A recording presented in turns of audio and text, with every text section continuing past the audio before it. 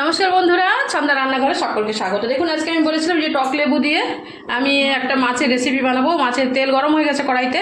এই টক লেবুটা আমি জলের মধ্যে চেপে নেবো রসটা, নাহলে কিন্তু একটু তেতো স্বাদ লাগে। আর এখানে দেখুন বেটে নিয়েছি একটুখানি সর্ষেটাও আমি একটু জল মিক্সড করে একটু ছাঁকনিতে ছেঁকে নেবো।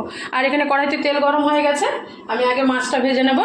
আর এই টক লেবুটা এসেছে বকুলের বাপের বাড়ি থেকে, মানে বকুল মানে আমার বাড়িতে যে থাকে সবসময়, হচ্ছে খুব হেল্প করে আমাকে সব কিছু ব্যাপারে।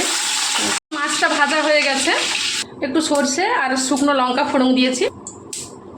দেখুন, একটু জলের মধ্যে আমি এই লেবুটাকে নিচড়ে নেব। এমনি নিলে কিন্তু টক হয়ে যায়, মানে তেতো হয়ে যাবে। ফোড়নের ওপর দিয়ে দিলাম অল্প হলুদ, আর দেবো পরিমাণ মতো লবণ। এরপর আমি দিয়ে দেব এই টক লেবুর রসটা, একটু ছেঁকে নেবো। এরপর দিয়ে দেবো বেটে রাখা সর্ষেটা, এটাও একটু ছেঁকে দিয়ে দেবো। এরপর মাছগুলো দিয়ে একদম একটু ফুটে উঠলেই নামিয়ে দেবো। কারণ কি, বেশি ফোটালে তেতো হয়ে যাবে, এই টকটাও তেতো হবে আর সর্ষে বাটাটাও তেতো হয়ে যাবে। জাস্ট এইভাবে ফুটে উঠলে অল্প চিনি, যদি কেউ পছন্দ করেন অল্প চিনি মানে মিষ্টি দিয়ে নামিয়ে নেবেন। আমি 1 চামচ চিনি দিয়ে নামিয়ে নিই।